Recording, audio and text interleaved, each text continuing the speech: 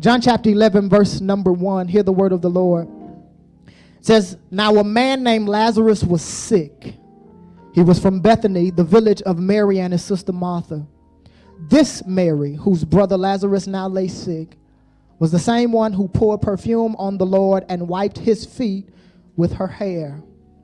So the sisters sent word to Jesus, Lord, the one you love is sick. When he heard this, Jesus said, this sickness will not end in death. No, it is for God's glory, so that God's Son may be glorified through it. Here's where I want to focus our time, focus a good portion of our time today. Verse 5. Jesus loved Martha and her sister and Lazarus, yet when he heard that Lazarus was sick, he stayed where he was 2 more days. Would you look at a neighbor as you go to your seat and tell them, better late than never? You can be seated in the presence of the Lord. Better late than never.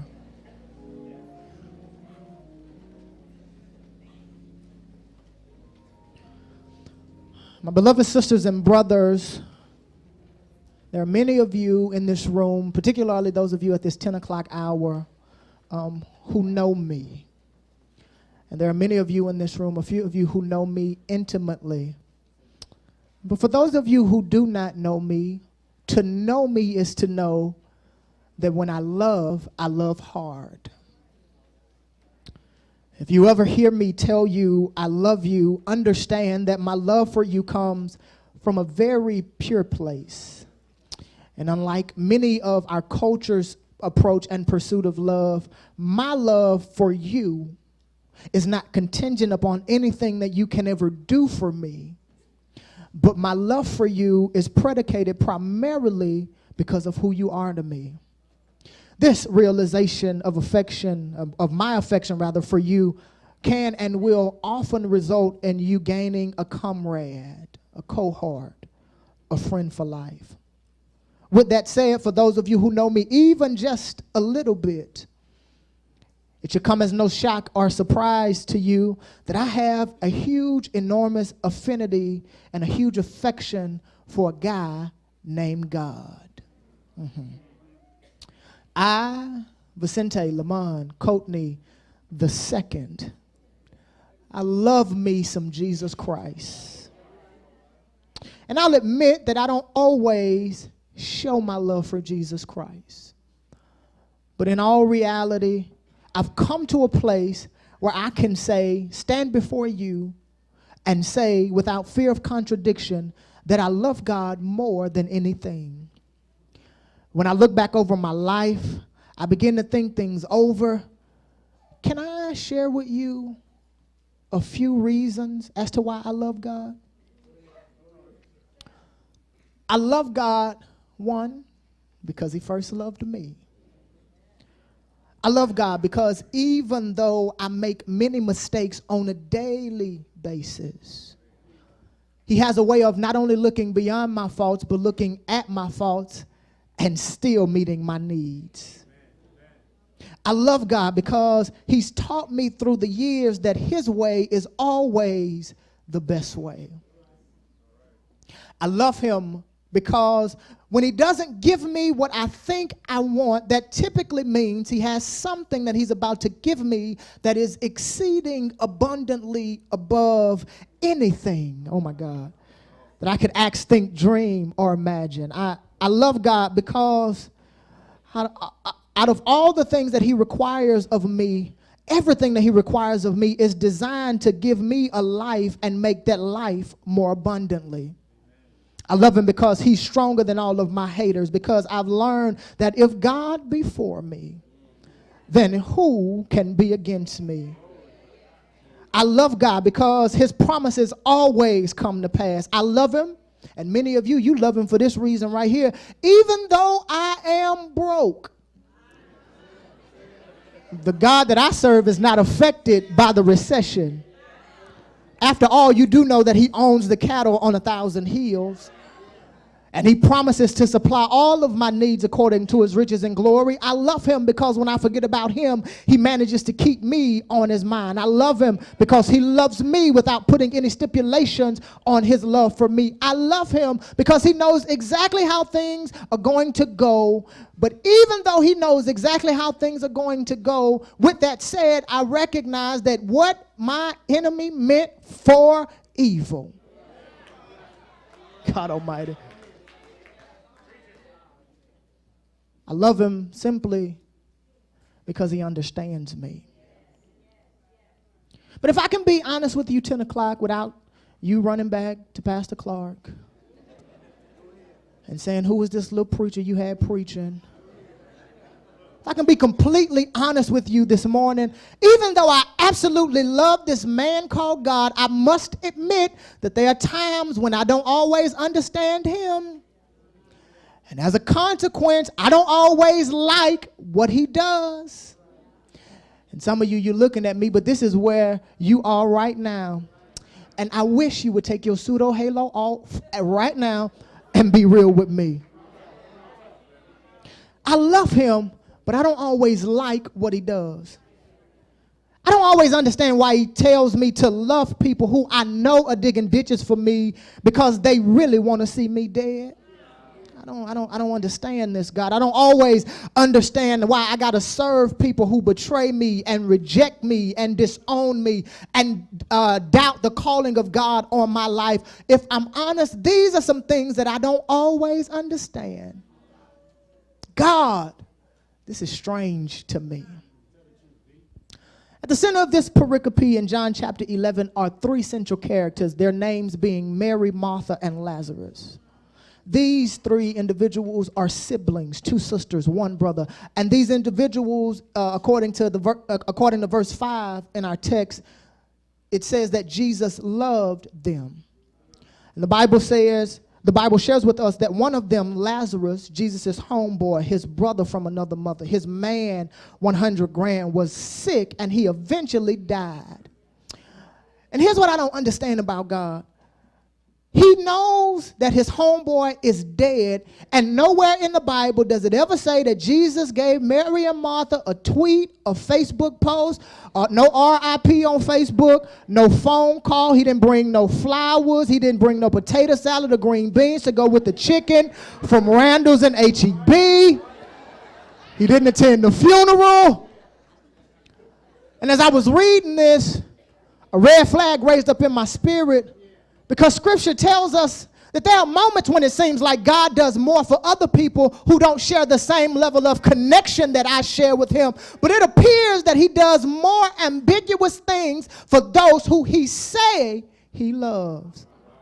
Let me see if I can make it live for you. We are a Bible church. And so we learn in John chapter 2 that he restocks the bar at a couple's wedding in Canaan. And he wasn't even in the wedding party. John chapter 3, we learn that Jesus receives Nicodemus, who is a religious ruler who was creeping through the night because he didn't want anybody to know he was talking to Jesus. John chapter 4, Jesus refreshes a Samaritan woman at Jacob's well who had 5 husbands, and the dude she was kicking it with wasn't even one of her husbands. And he did this, Pastor Sherman, watch this, despite the fact that Jews and Samaritans got along like Bloods and Crips. John chapter 5, we see that Jesus immediately heals and reconciles a man who has been sick for 38 years at the pool of Bethesda, who is clearly satisfied with living in mediocrity. Are you still checking with me? John chapter 6, Jesus replenishes 5,000 men, not counting women and children, with 2 fish, 5 loaves of bread, and picked up 12 baskets of leftovers after everybody got full. John chapter 8, Jesus puts himself in harm's way and redeems a woman caught in adultery who the accusers had every intention of killing, and by doing so trapping him. John chapter 9, Jesus restores the sight of a blind man by giving him a second touch. Watch this. He does all of these things for everybody else. But when he finds out that somebody who he says he loves is sick, he waits 2 more days. And so the critical question that arises from our text is, what would cause God to do such unique things to those whom he loves? Here's the first reason. He does it because he wants to see who would depend on him while they're facing death. Many of you in this room, you went to Sunday school, you graduated from BTU. You were theologians in your own right of the Bible. And so you will note that we are first introduced to Mary and Martha in Luke chapter 10, verse 38 through 42. And I notice that there is a stark contrast between Mary and Martha's approach to Jesus in Luke and how they handle him in John. In Luke, when you get a chance, read it when you get home, we find Martha serving Jesus and we find Mary worshiping in the presence of Jesus. But in John chapter 11, we find these same two women beginning a straight up trip. They're tripping, they're panicking because their only brother, possibly the last male family member, is about to die. And this doesn't resonate with many of you, particularly this really doesn't resonate with many of the women in here, but you have to consider the context. They live in a male-dominated society. And so if their last male family member is about to die, that means in essence they would have to resort to being treated as second-class citizens. In Luke, Mary is the impeccable picture of worship. She finds herself sitting at the feet of Jesus, fascinated and hanging on to every word that he is saying to her. But when Jesus finally gets back to Bethany to meet with the family after Lazarus is dead, I could, in my sanctified imagination, Chad, see Mary going to Martha saying, Jesus is approaching. You might want to go out there and meet him first, because if I meet him first, I may say something I ain't got no business saying. In Luke, we see Martha cooking, cleaning, and doing all the housework to make sure Jesus is very comfortable while he's staying in their house. So much so that she is fighting with her sister who is worshiping. Okay. She is very conscious. She's making a conscious effort to show Jesus how well she can serve in Luke. But in John, when she goes out to meet Jesus, she meets him with anger, pain, and disappointment in her heart. And she says to him, if you would have been here, our brother would not have died. Watch this. Mary and Martha have an authentic, intimate relationship with Jesus. Their relationship with Jesus is life-giving. He has been all up and through their house. He has eaten their food. He has told them stories. And still in John chapter 11, after having a real relationship with Jesus Christ, they react to him out of their defeat, their distress, and their discouragement because their prayers had seemingly gone unanswered. These sisters moved from worshiping and working to worrying. Okay. From worshiping and working to worrying. Let the church shout worry. Shout it again. Say worry. Sisters and brothers, can I tell you what I've learned about worrying? Worry is a cycle of inefficient and insufficient thoughts that rotate around the center and circumference of a thing called fear. You know what fear is? Fear is false evidence appearing real. Let me slow down, flip it, and reverse it. Worry is the idea of, or the cycle rather, of insufficient thoughts around false evidence that appears real. Worry is the art of carrying tomorrow's load while using today's strength. It's like carrying 2 days at one time. It is moving into tomorrow ahead of time. Worry, watch this, doesn't empty tomorrow of its problems. Worry just empties today of all of its strength. And so I came to tell somebody in this room, I don't know where you are in life. And I recognize, I can only imagine that at times it's difficult for you to wait on God when it looks like you're about to be defeated and left for dead. But I just came to encourage you today by letting you know, quit tripping. Yes, quit tripping, because you never know, you never learn that Christ is all you need until Christ is the only thing you have left. And here's what I've learned. Whenever you are covered by his wings, this I'm talking to only those of us who've been walking with God for a minute. When you are covered by his wings, you recognize that there are moments in your life where life will get pretty dark. Will you look at somebody and tell them it's worth the wait? Tell them again, it's worth the wait. See, I've come to discover that it's easy to worship and serve God when everything in your life is A-OK copacetic. Anybody can shout and serve when all the bills are being paid on time and there's a little money extra in the savings. It's easier to serve God when you're connected to the mate of your dreams. Anybody can serve God when everybody's posting encouraging comments on your Facebook wall and you got 20,000 followers on Twitter. And in the words of the old school TV show Cheers, you're at a place where everybody knows your name. Anybody can worship and sing and shout then. But I got a question for you this morning. Can you look death in the face and still muster up enough faith and tenacity to say, I will bless the Lord at all times, and his praises shall continually be in my mouth? God says to you and I today, I want to elevate your faith above all of your anxieties. So sometimes I have to let some stuff die in your life to make sure nobody gets the credit but me.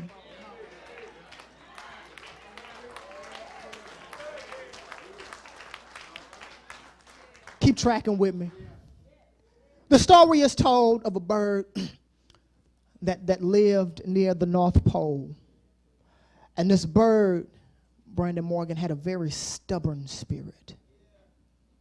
Winter is about to begin, and all of the other birds are making preparation to make their way down to the warmer climate of the dirty South. And the day comes for all the birds to make their yearly journey down south, and another one of his homeboy birds notices that this stubborn bird has yet to begin preparing for the trip down south. And so he goes to his friend. He says, man, what's going on? The stubborn bird replies, I'm sick of having to leave my house for 3 and 4 months every winter. I think this year I'm going to stick it out, wait the winter out in the comfort of my own home.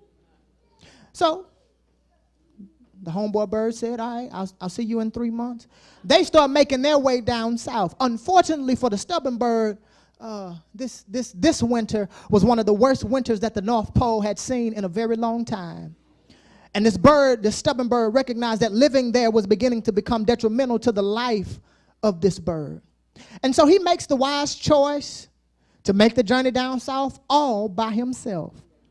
While he's flying down south in one of the worst winters of all time, the bird notices that while he's flying, his wings stop moving. His wings, balcony, have frozen. Unable to fly on his own, he begins to free fall fast to the ground, and he ends up landing in a pasture next to a cow and a fat cat. The cow is eating, he has his dinner, but the cat is looking for something to eat. And out of nowhere, this bird, this helpless bird just lands. And so the cat is ecstatic because he knows he's about to get his grub on. But it seemed like right at the time where the cat was getting ready to go in for the kill, the cow defecates right on top of the bird. And he causes the cat to reevaluate his dinner plans for that evening.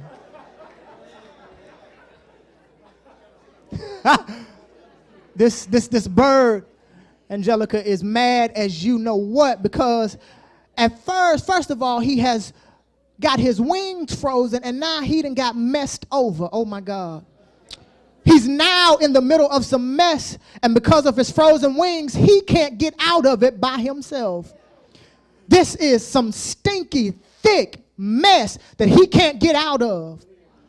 But all of a sudden, after a couple of minutes, Wayne, he begins to notice that he can regain feeling in his wings again, because the heat from the mess began to thaw out his wings, and before long, watch this, he was able to fly over both his haters, the one who wanted to kill him and the one who messed over him. Come here. I came to tell you today, it was because of your mess that you learned how to pray. I dare you to look at somebody and tell them, mess saved my life. It saved my life. It was because of mess that you discovered who your real friends were. It was because of mess that you realized I ain't got to keep up with no Joneses. It was because of mess that you learned I don't need a man, because as long as I got Jesus, he promises to stick closer than any brother. Touch somebody and tell them, mess saved my life.